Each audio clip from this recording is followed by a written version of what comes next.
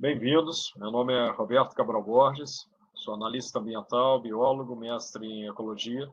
Vamos falar sobre tráfico de animais silvestres no Brasil, seus aspectos éticos e legais. Bem, inicialmente começaremos com a classificação legal e a classificação biológica da fauna. Isso pode ser encontrado à base dessa classificação na Lei 9.605, de 98, que é a Lei de Crimes Ambientais, e também a Portaria 93, de 98, do IBAMA. Os animais que sofrem seleção artificial, então considerando aqui um lobo, um ancestral do lobo, a seleção artificial, por exemplo, origina o que nós chamamos de fauna doméstica. Nessa seleção artificial é alterado o fenótipo e o genótipo dos animais, das espécies, de acordo com os interesses de quem promove essa seleção artificial. Já na seleção natural, ela é promovida pela natureza, e aí o resultado é uma fauna silvestre. Então, com isso, nós temos duas grandes categorias, que é a da fauna silvestre e da fauna doméstica. A fauna silvestre pode ainda ser subdividida quanto à sua distribuição. Então, se nós temos animais que não ocorrem no território brasileiro, nós dizemos que eles são da fauna silvestre exótica. A zebra, por exemplo, que ocorre no território africano. Mas, se os animais ocorrem no território brasileiro ou se eles chegam ao território brasileiro, por exemplo, durante a migração em determinado momento, nós temos o que nós chamamos de fauna silvestre nativa. Esta é uma classificação biológica. Então, revisando, fauna silvestre exótica, por exemplo, leão, fauna silvestre nativa, tapiros terrestres, a anta, e fauna doméstica, canis lupus familiares, cachorro doméstico. No aspecto legal, nós temos uma pequena modificação, que é o seguinte: a espécie ela pode ser, então, como nós vimos, doméstica ou silvestre. Se ela for silvestre, ela pode ser nativa ou exótica. Se ela for fauna silvestre nativa, na lei ela será chamada simplesmente de fauna silvestre.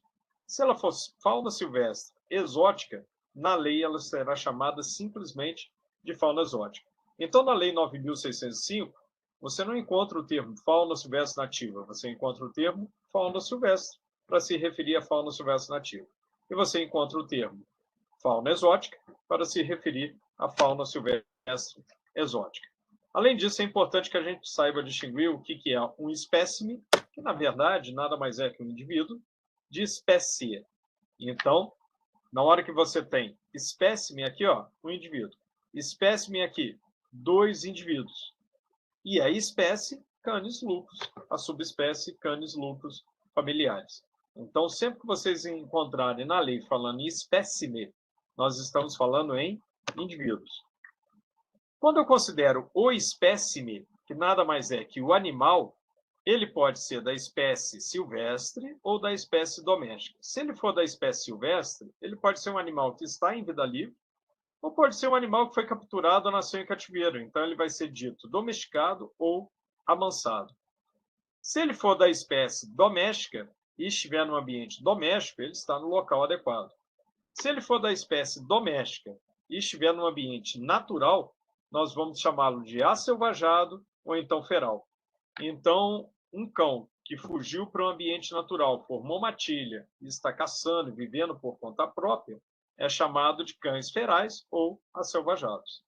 Já um papagaio que foi criado no ambiente doméstico e tolera os seres humanos ao seu redor, ele é chamado de um animal amansado. Mas a espécie dele continua sendo silvestre, assim como um cão, mesmo tendo fugido para o ambiente natural, não muda a sua espécie. Ele continua sendo uma espécie doméstica. Então, quando a gente observa essa situação daqui do Amazônia estivo, um papagaio, e ele tolera os seres humanos ali junto a ele, o espécime é amansado, mas a espécie continua sendo uma espécie silvestre nativa. Uma outra característica de conceito legal importante que a gente precisa saber quando trata de tráfico de animais silvestres e o ordenamento geral de fauna no Brasil é o que nós chamamos de o que vai ser o ordenamento de fauna propriamente dito e o que será um ordenamento pesqueiro. Pelo artigo 36 da Lei 9.605, é definido como pesca todo ato de retirada de animais, seja peixes, crustáceos ou moluscos, do ambiente aquático. Mas, observem bem, é restrito a peixes, crustáceos e moluscos. Se eu retiro uma estrela do mar, a estrela do mar, por exemplo, ela é um equinodérmata, ouriço do mar, estrela do mar, pepino do mar. Sendo um equinodérmata, o ato de retirada desse animal do ambiente aquático não caracteriza pesca, e sim caça. Da mesma forma, inclusive as pessoas falam, né, caça a baleia. Baleia é um mamífero, não é um peixe. Sendo assim, a retirada, a captura desse animal não é um ato de pesca, é um ato de caça. Jacaré da mesma forma, boto também, então uma tartaruga marinha, qualquer um desses animais que sejam atacados, capturados, retirados do ambiente aquático, o ato é um ato de caça e não de pesca. Mas por que as pessoas traficam animais? Traficam animais porque eles valem dinheiro. Não tão pouco, igual aí, ó, o mico-leão-dourado na nota de 20, a arara na nota de 10, uma garopa, na verdade um mero, na nota de 100, uma onça na nota de 50.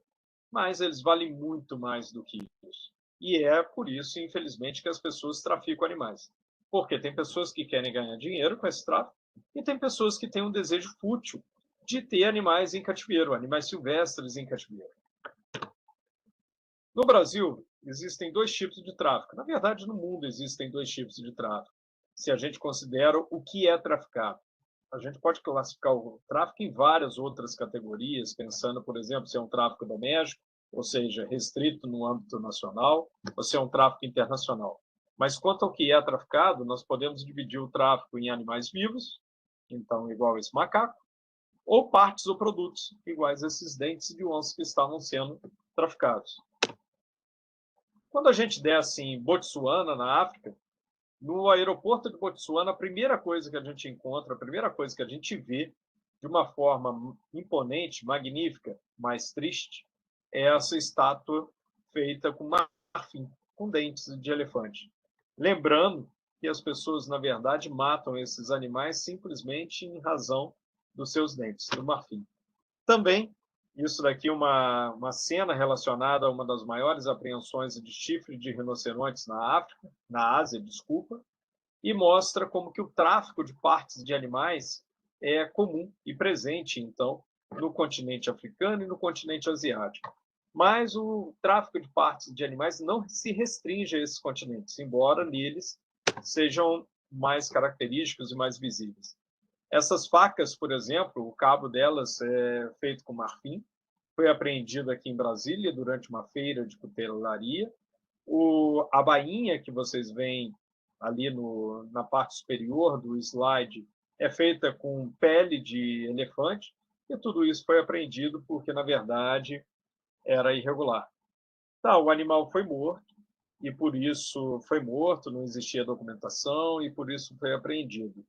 Várias pessoas, eu tenho certeza que na hora que eu mostro uma faca feita com marfim, a bainha feita com pele de elefante, várias pessoas, principalmente biólogos, veterinários, vão considerar isso um absurdo, como que alguém mata um animal, né, destrói então a vida de um animal simplesmente para ter um objeto de desejo que seja essa faca. Mas pensem bem se isso também não é o mesmo padrão quando alguém captura e quer ter um animal na gaiola, dentro da sua cozinha, dentro da sua casa, ao invés desse animal estar livre na natureza. É o mesmo padrão. É a sobreposição de um desejo humano sobre a vida do animal. No caso do marfim aqui, a vida em si. Né? Óbvio, porque o animal morreu para que essas facas fossem feitas. Mas no caso do animal traficado, do animal dentro da gaiola, do animal dentro de um terrário, também é a vida dele. É uma vida de liberdade que ele poderia ter tido e que ele foi roubado. Isso daqui é uma pele de zebra no continente africano, aqui já na África do Sul, sendo vendida livremente em feiras, é o que acontece. Mas aqui é um colar com garras de onça sendo vendido aqui no Brasil. Então, observa que não é só no continente africano que a gente tem esse tráfico de partes de animais silvestres. A gente também pode se referir a isso daqui, ó, um quadro com borboleta sendo vendido. Observe que esse daí estava R$ 42, já faz alguns anos. mas várias borboletas foram mortas em razão, na verdade, só nesse quadro, 1, 2, 3, 4, 5, 6, 7, 8, 9, 10. 10 borboletas mortas, simplesmente por R$ 42. Bem, com ações de fiscalização, as pessoas mudaram o comportamento e várias lojas passaram a vender quadros de borboleta ainda, mas com decalques de borboleta. Então, eles continuaram com um tipo de atividade, continuaram com o quadro, algumas pessoas gostam, mas utilizando decalque. Observem, sem matar nenhum animal. Isso decorrente de uma atividade de fiscalização que fez cumprir a legislação nacional. Mas ainda existem outras questões relacionadas ao tráfico de animais e de partes de animais silvestres. Uma delas se relaciona a isso. Observem só. Cocares com penas de araras, de papagaio, de ararajuba, de vários animais. Tá, mas será que essas penas foram todas encontradas no meio do mato? Vocês já pararam para se perguntar? É interessante que normalmente esses cocares, esses produtos, esses artefatos, acabam sendo vendidos para pessoas que gostam do meio ambiente, que gostam da natureza, e elas não fazem a ligação de que, na verdade, elas estão andando com cadáveres na cabeça. Outra coisa muito importante é que, usualmente, a hora que você vai observar do que é feita a base é de barbante. Barbante de onde? De armarinho. Então, as pessoas utilizam barbante de armarinho para fazer o cocar, mas a pena tem que ser de um animal silvestre morto para isso? Observe esse cocar daqui, ó. Olha a quantidade de penas que ele possui. Na verdade, essas penas são as remiges secundárias, que cada ave vai ter no máximo 6 penas dessa em cada asa. Então, 12 para uma ave. Olha quantas dessas penas necessárias, então quantos papagaios foram necessários para fazer este cocar.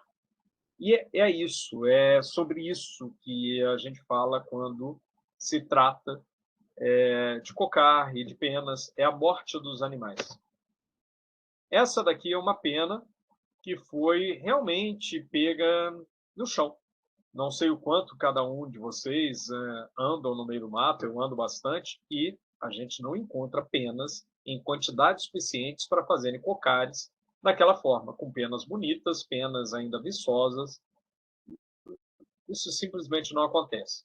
Então, se você tem cocar com pena bonitinha ou brinco de pena, na verdade, o que você está usando é uma pena de um animal que foi morto para este fim, ou então de um animal que está sendo mantido em cativeiro e tendo suas penas arrancadas.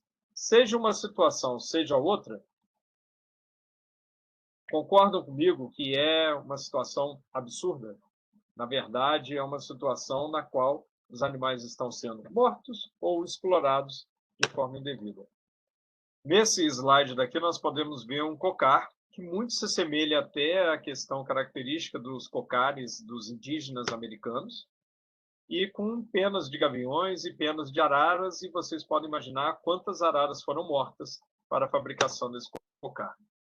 Em razão disso, uma das campanhas que o IBAMA fez foi quanto custa a nossa vaidade?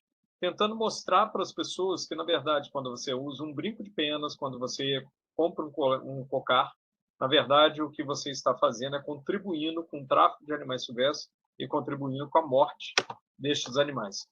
Existe alternativa. Por exemplo, isso daqui é uma loja em São Paulo, e o que ela fez? Um cocar com linha. Então, a ideia de um cocar no qual você não mate nenhum animal. O que fala a Lei 9.605 em seu artigo 29?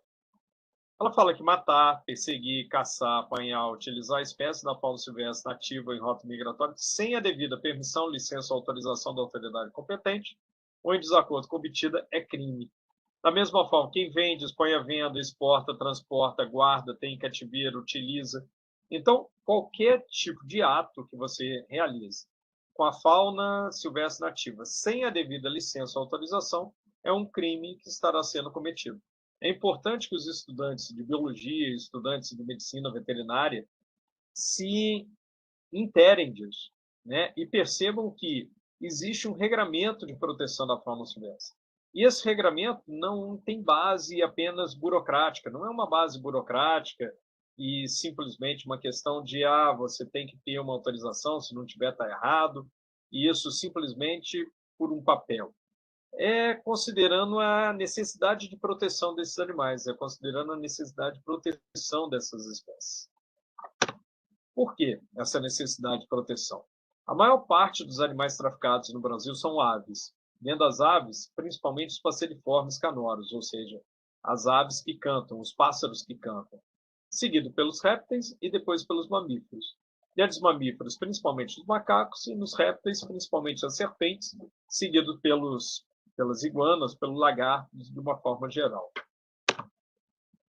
Isso daqui é uma cena típica de pássaros, no caso aqui corrupião, icteros, sendo mantido num tipo de acondicionamento característico do tráfico de animais silvestres.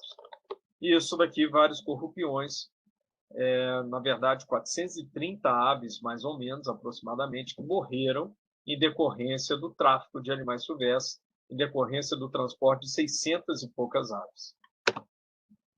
Como que funciona o tráfico? A gente tem a questão da captura, que pode ocorrer, inclusive, no quintal de alguém, igual o que está acontecendo aqui nessa foto.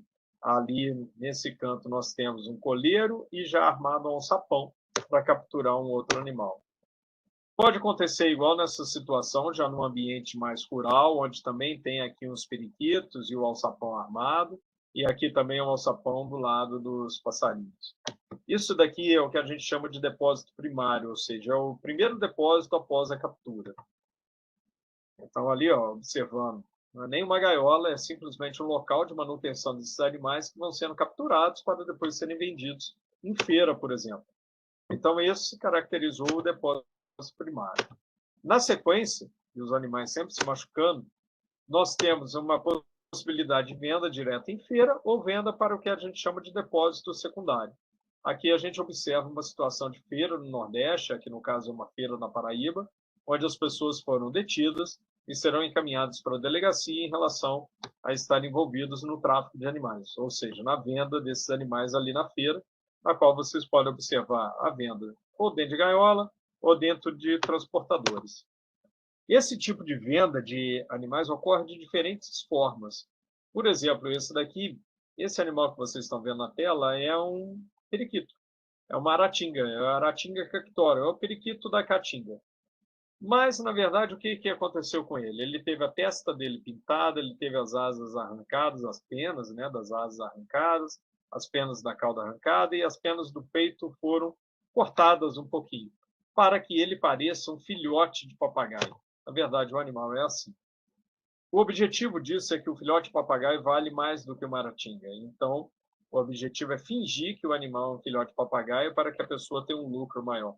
Qualquer um que compre um animal do tráfico, ou tenha um animal oriundo do tráfico, contribuiu, na verdade, com esse tipo de situação. Os animais, então, vão para um depósito secundário, que é aquela pessoa que comprou esses animais da feira, ou então comprou de vários depósitos primários para depois levar para a feira. É o segundo depósito.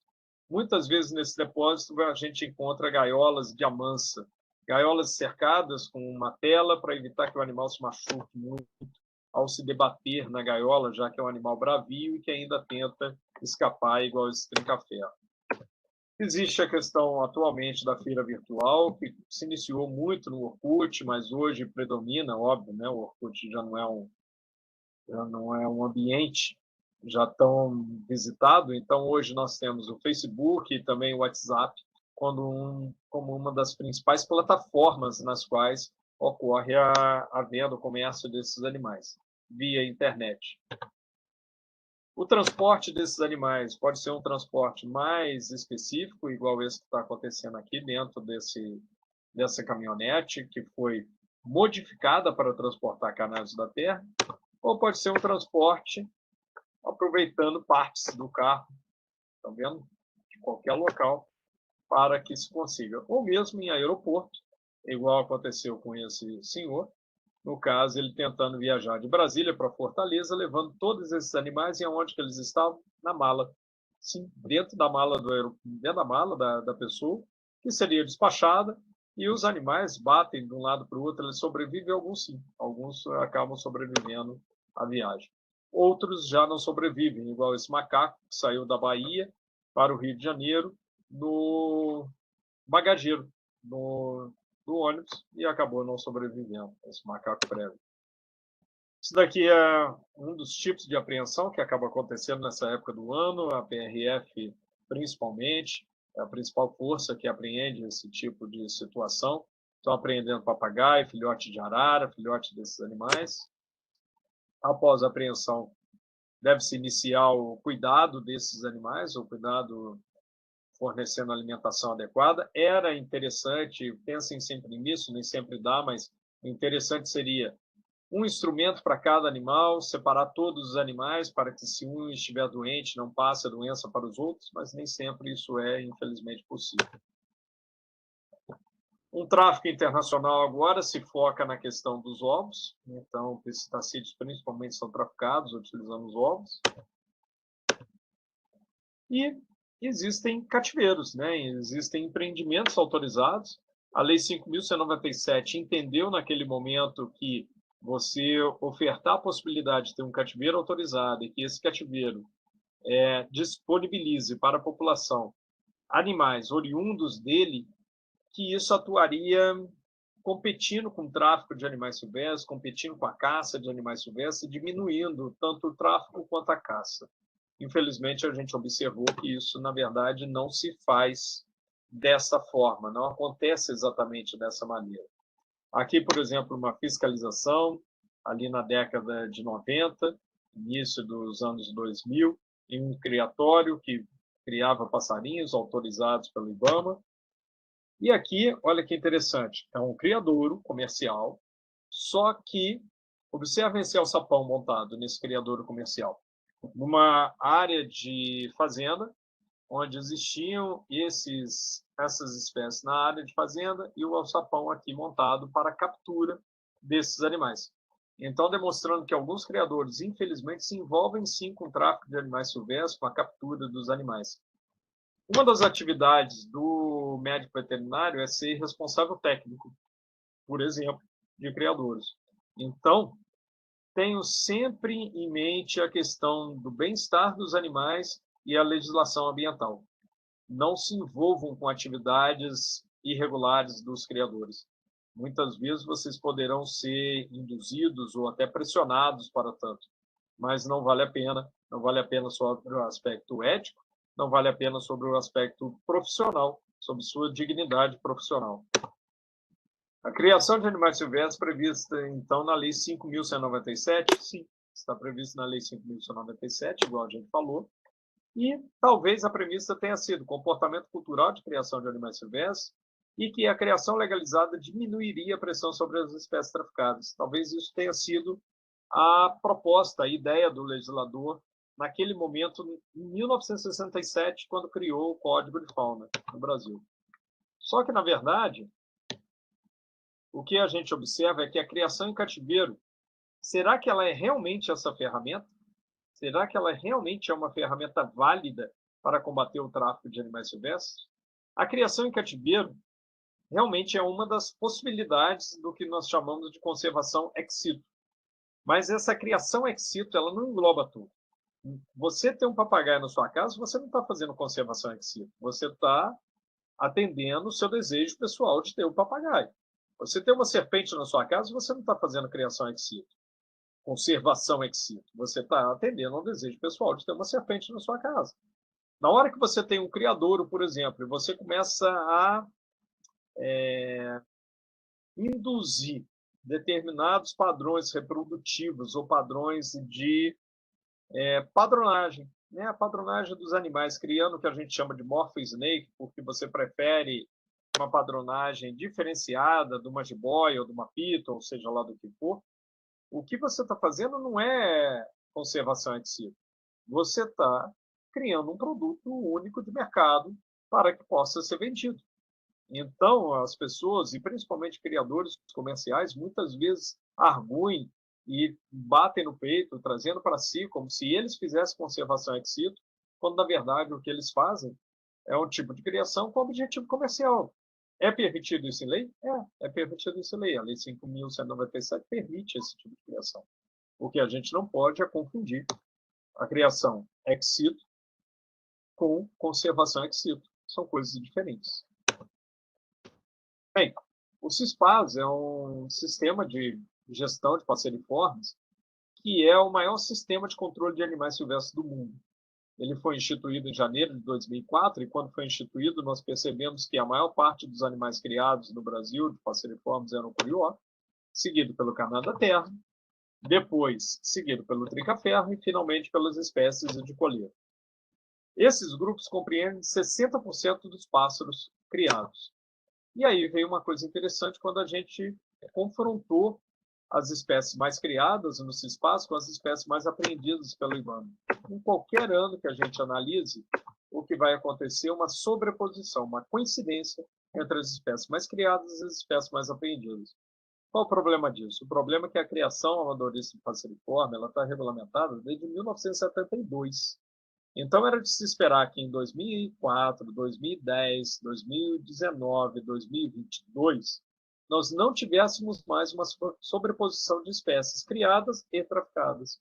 Se a premissa de que a criação legalizada diminui a pressão sobre o tráfico era para que a disponibilização de espécies criadas em cativeiro tivesse interferido no tráfico o suficiente para que as espécies traficadas hoje fossem outras que não aquelas mais criadas. Essa coincidência, então, é uma coincidência incômoda, mas que acendeu um alerta amarelo, ou seja, as espécies mais traficadas são as mesmas que as mais criadas. Nesse alerta amarelo, começou-se a fazer algumas operações e observações. Por exemplo, aí uma operação que aconteceu em 2007 em Juiz de Fora, na qual o IBAMA entregava as anilhas para os criadores para ter certeza se os filhotes nasciam. Em 2007, foi entregue de forma convencional, ou seja, os criadores chegavam na unidade do IBAMA, pegavam a anilha e iam embora. O IBAMA não verificava o nascimento dos filhotes. Em 2008, foi verificado o nascimento dos filhotes. Verificando os nascimentos dos filhotes, teve uma redução significativa, que algumas espécies chegou a 92% e outras um pouco menos, mas, de uma forma geral, na média, 76% de redução na declaração de nascimento, demonstrando que a maior parte das declarações de nascimento eram falsas. A operação foi repetida em Goiás e chegou aos mesmos resultados. Aqui está disponibilizado por mês e não por diâmetro de anilha, mas vocês observam em azul, sem a verificação do nascimento de filhotes, e em vermelho, quando você realmente vai e verifica o nascimento dos filhotes. Na operação nacional, essa operação delivery, ela chegou no resultado de diminuição de 97,39% de declaração de nascimento declarado dos filhotes. Isso para as anilhas 2.2 e 97,26% para as anilhas 3.5. São anilhas basicamente de coleiros e embaixo de trinca-ferro e de galo da campina, demonstrando que mais de 97% das declarações de nascimentos anteriores eram falsas, eram fraudulentas. Uma outra questão relacionada a isso, que mostra um problema na criação, é o seguinte: macho em aves é ZZ e fêmea é ZW, a questão dos cromossomos. Então, isso dá uma proporção de 50% de fêmea e 50% de macho. Vocês vão aprender, provavelmente, em alguma disciplina, que esse determinismo biológico ele é tão premente, ele é tão severo, que nem a potente indústria das aves, né, de criação de galinhas poedeiras, conseguiu alterar isso. Eles ainda têm vários machos nascendo. Mas os criadores amadoristas de passeriformes, sim, a gente tem em vários momentos uma situação na qual a gente tem mais machos do que fêmeas. Além disso, uma outra operação que foi chamada de roleta russa demonstrou para a gente que 60% dos criadores fiscalizados acabou resultando em notificação e autos de infração, outros 12% não permitiam a entrada do IBAMA e outros 12% o endereço não batia com o endereço informado. Somando tudo isso, nós temos 84% de irregularidades. Então, a gente tem uma categoria que tem 84% de irregularidade. E aí é muito interessante um trabalho desenvolvido pela Tencent em 2016, é uma pesquisadora sul-africana, na qual ela fala o seguinte: sob quais condições, o trabalho é basicamente esse, sob quais condições uma criação autorizada contribuiria para a diminuição do tráfico de animais ou da caça furtiva, da caça ilegal. E aí ela chegou em 5 critérios que têm que ser observados, 5 questões que têm que ser observadas. Uma, o produto oriundo da criação comercial, ele tem que ser um substitutivo perfeito do produto silvestre. E isso não ocorre em várias espécies. Por exemplo, trinca-ferro, vários criadores dizem que trinca-ferro que ganha torneio é trinca-ferro mateiro, ou seja, trinca-ferro capturado na natureza. Então, o produto oriundo de um criador não é necessariamente um substitutivo perfeito àquele da natureza. A outra coisa é que a demanda não pode incrementar. Nisso daí, nós tivemos a situação do cantor que tinha um macaco e saía exibindo esse macaco nas suas redes sociais, e depois um traficante de macaco em São Paulo confessou, quando foi pego, que ele nunca tinha tido tanta demanda, tanto pedido, quanto após esse cantor começar a aparecer com o macaco. Então, infelizmente, o que acontece quando as pessoas aparecem com seus animais, mesmo que esses animais tenham uma origem legal, o que acontece é que elas aumentam a demanda. Elas aumentam a demanda pelos animais e vários deles serão comprados do tráfico e não de criador legalizado. O preço do animal de um criador tem que ser um custo-benefício, tem que ser eficiente, ou seja, ele tem que ser competitivo com o preço do animal oriundo do tráfico. Hoje não é. E nem vai ser, não será nunca. Se assim fosse, nós não teríamos DVD pirata, porque o DVD de loja teria um preço competitivo com o DVD pirata. E, na verdade, da mesma forma, um animal traficado. Um papagaio traficado, ele vai variar o seu preço entre 350, 600 reais, enquanto o papagaio oriundo de um criador comercial vai custar em torno de 4 mil e pouco, ou 5 mil reais, alguns até um pouco mais. Então, vocês observam que o preço não é competitivo. A outra coisa, não pode ter restocking vindo da vida selvagem, ou seja, não pode ter captura. E a gente sabe que no Brasil tem captura e muita.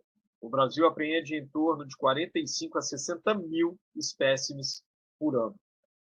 E a lavagem de animais tem que estar ausente, ou seja, não pode acontecer eu capturar o animal silvestre na natureza e fornecer para ele de forma ilegal marcação e documentação como se ele tivesse nascido em cativeiro. E isso ocorre e ainda muito no Brasil. No cativeiro doméstico, onde começa a nossa cumplicidade, é permanente. Sempre que a gente compra um animal silvestre, sempre que a gente vira as costas para alguém que possui um animal silvestre irregular na sua residência, em qualquer local. Esse é a nossa cumplicidade.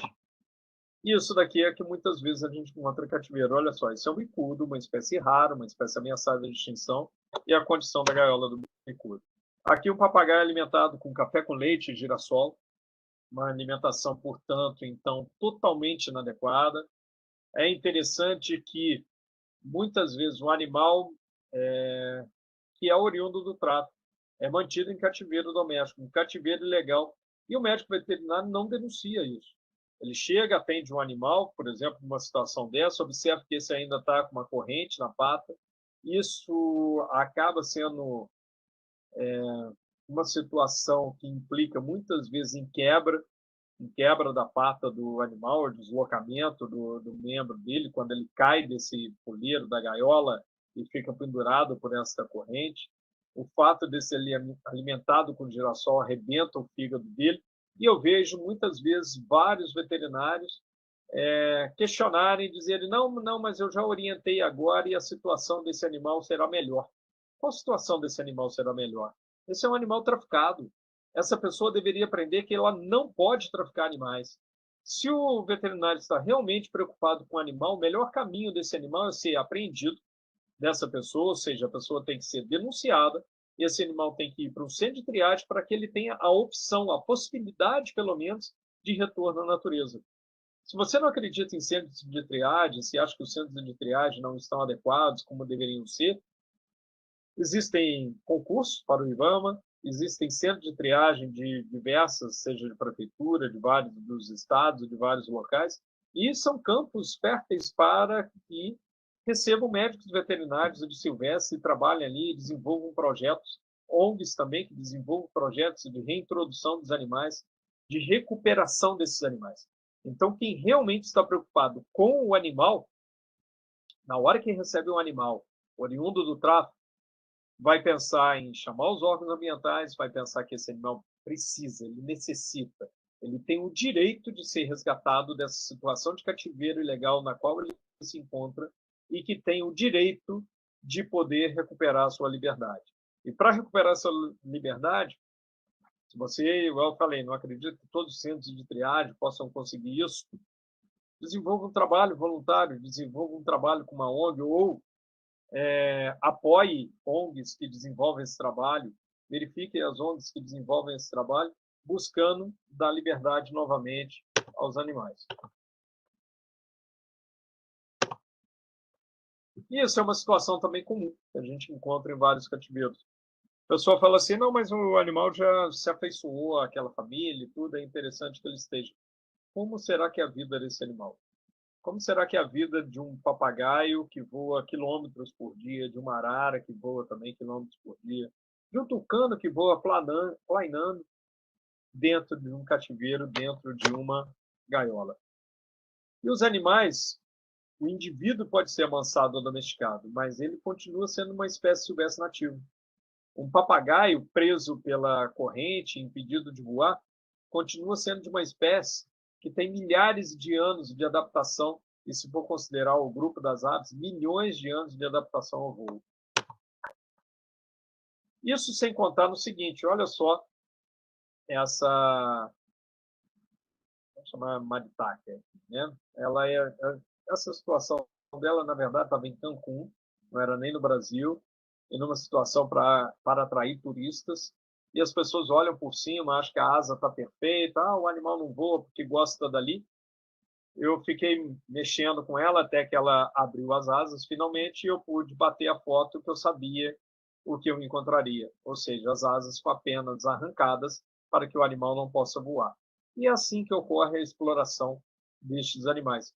Infelizmente, eu já recebi algumas situações onde veterinários participaram disso. Veterinários cortaram as asas do animal, cortaram a pena. Lembrando o seguinte, o artigo 32 da Lei 9.605 criminaliza mutilar. E cortar a pena de uma arara, cortar a pena de um papagaio, é uma mutilação, sim.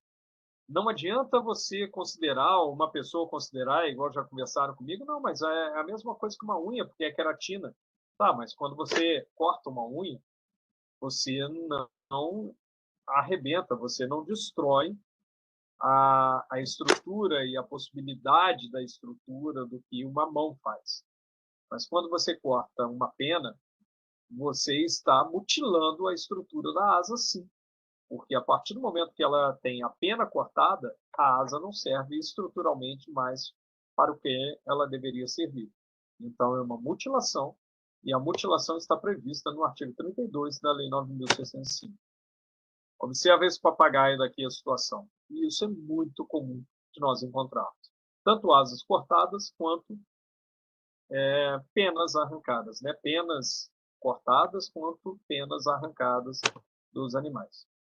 Existe uma necessidade de controle social, existe a necessidade, então, que nós, biólogos, médicos veterinários, pessoas que não são formadas nem em biologia, nem em medicina veterinária, que essas pessoas se indignem com a manutenção em cativeiro de animais silvestres.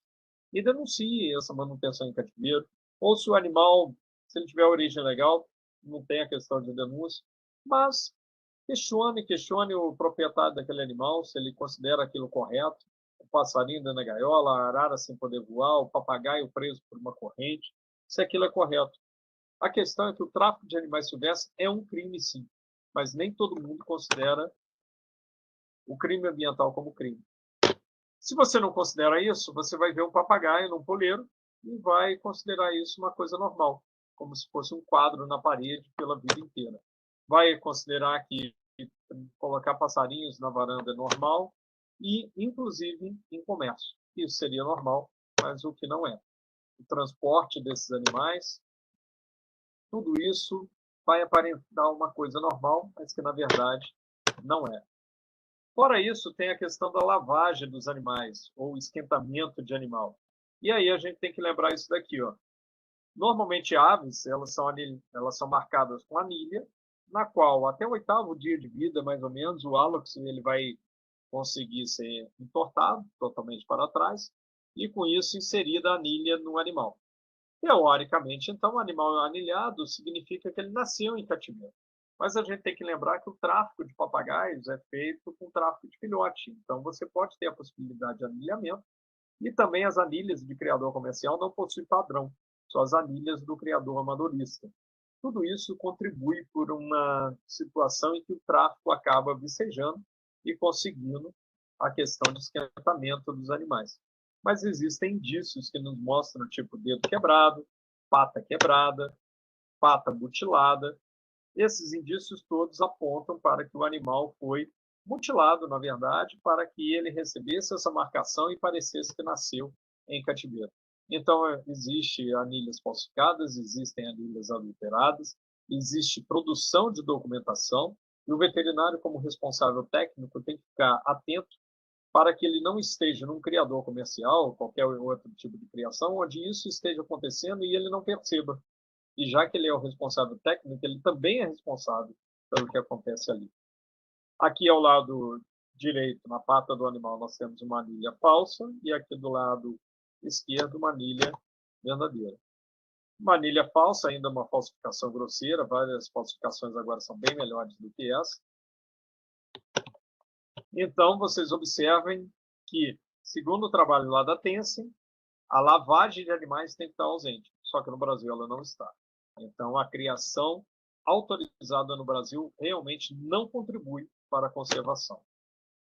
Nós temos um tráfico, principalmente da região norte, nordeste, centro-oeste, em direção aos grandes centros do sudeste. Fora isso, existe o tráfico local, o tráfico regional, em cada região, cada situação, e o tráfico interestadual. Se nós formos considerar não só essa questão do Brasil, mas como um todo, nós vamos ver algumas rotas relacionadas a esse tráfico. Então, em verde, as rotas domésticas, em vermelho, as rotas do tráfico do Brasil para fora, exportação, e em amarelo, as rotas dos outros continentes para o Brasil. Principalmente África, Ásia, mas também animais vindos, oriundos dos Estados Unidos. A gente se preocupa muito com esse tráfico externo. Por exemplo, isso daqui é uma jiboia, que é nossa, uma espécie nossa, na África do Sul. E provavelmente pode ter ido para lá alguns desses exemplares traficados. Mas a gente também tem que se preocupar com o tráfico reverso, o tráfico internacional reverso. E para que uma espécie possa entrar no Brasil, ela tem que ter um parecer técnico oficial favorável e uma licença ambiental expedida na forma da lei. Então, isso está disposto desde a lei em 1967. Desde a lei lá em 1967, que é a Lei 5.197. No seu artigo 4º, falava: nenhuma espécie poderá ser introduzida no país sem parecer técnico oficial favorável e licença pedida na forma da lei. Esse artigo ele foi recepcionado pelo artigo 31 da Lei 9.605, de 1998, que mantém a exigência do parecer técnico e da licença. Então, um animal exótico aqui no Brasil, ele tem que ter uma licença expedida e tem que ter um parecer técnico. Esse parecer técnico, ele tem que respaldar essa licença. Isso é muito importante, tanto que, vamos pegar esse caso daqui da Ilha de Gã. A Boiga regularis, que é uma cobra marrom, foi introduzida na Ilha de Gã, e, na verdade, o que ela fez foi quase que dizimar a fauna nativa de pássaros, que não estavam adaptados a esse tipo de predador. Ela é uma serpente arborícola, e com isso conseguiu atingir e atacar os animais, inclusive em seus ninhos. No Brasil, nós já tivemos propostas que foram debeladas, que foram impedidas de acontecer, justamente pensando no risco à biodiversidade. Um deles era esse Tríops, era um brinquedo da estrela junto com o Gugu. Na verdade, eram ovinhos de crustáceos que iriam se desenvolver. Mas aí qual o problema? Eu estou trazendo um animal que é exótico à fauna brasileira, exótico ao ambiente aquático brasileiro, as pessoas iriam criar esses animais em aquários, mas possivelmente vários iriam soltar. Acabou-se entrando com uma ação e isso foi bloqueado, não foi para frente. Nós temos aqui no colo dessa pessoa o ferret, e aqui a gente tem o furão brasileiro. Bem, devido à proximidade entre as espécies, o ferret pode ser trazido para o Brasil, sim, mas ele tem que ser trazido castrado. Isso significa, então, uma segurança para a biodiversidade nacional, considerando que, mesmo que o animal fuja e ingresse no ambiente natural, ele não vai conseguir se reproduzir e, com isso, se tornar uma espécie invasora. É essa a proposta. A gente viu no slide anterior, em 2003, algumas pessoas solicitaram ao IBAMA que liberassem criação de piton aqui no Brasil. Não foi deferida essa solicitação, base na questão mesmo do risco ambiental e também numa restrição presente na Portaria 93 de 98. Com a LC 140 de 2011, embora não seja atividade dos estados a liberação de espécies exóticas, vários estados têm começado a liberar a criação desses animais, desconsiderando tudo que já acontece no mundo relacionado a isso. Olha só alguns trabalhos científicos. Quando pets se tornam pestes. Eu acho isso interessante, muito bem bolado esse título, né, para a pessoa que fez. Ou seja, o papel de pets exóticos, né, comercializados na produção de vertebrados invasores. O risco ecológico de boas não nativas, né, e pitons, que podem ser potencialmente invasivas nos Estados Unidos. Aqui os problemas do PET, a questão de fatores econômicos e biológicos que influenciam as solturas de répteis alienígenas, ou seja, exóticos a determinado local, e anfíbios também. E olha só, cobra piton capturada em calçada de Maringá. Existem esses animais já no Brasil? Existe, mas a gente não precisa incentivar. Nós não precisamos ter criadores de espécies exóticas aqui no Brasil, incentivando a compra e, posteriormente, a soltura ou então a fuga desses animais e, com isso, a invasão dos ecossistemas. Olha só essa reportagem, a invasão das espécies exóticas. Uma delas é a piton. Essa piton daqui foi apreendida aqui em Brasília, assim como essa corn snake, assim como esse dragão barbudo, que é um pogona, também apreendido. E uma situação, ó, tráfico de cobras, tinha até rifa em faculdade. Faculdade de quê? Medicina veterinária. Infelizmente, as faculdades de medicina veterinária e as faculdades de biologia são onde a gente mais encontra pessoas envolvidas com tráfico de serpentes, de iguanas, seja serpentes exóticas, seja serpentes da fauna silvestre nativa. Isso tem que acabar. A gente precisa que as faculdades instituam de uma forma urgente cadeiras de ética, né, disciplina relacionada à ética de forma obrigatória, disciplina relacionada à questão da legislação ambiental de forma obrigatória. É importante que os estudantes sejam formados não apenas sob o ponto de vista técnico, mas também do ponto de vista ético e do ponto de vista legal. É muito comum, eu observo, a questão de discussão sobre a ética na medicina veterinária, muito voltada ao tratamento relacionado ao tutor, né? O que pode, o que não pode, quais as consequências e todo o universo em volta dessa relação entre o médico veterinário, o tutor e o animal. Mas a gente precisa ampliar essa discussão ética também para o direito das espécies, para o direito do indivíduo, principalmente das espécies silvestres. Da mesma forma que a gente não quer e luta para que não exista abandono dos animais domésticos, a gente tem que lutar para acabar com a escravidão dos animais que são silvestres. Escravidão mesmo. Observe o seguinte, tráfico de animais é uma questão. Escravidão é outra. São duas coisas distintas. Elas muitas vezes se complementam, mas elas são distintas.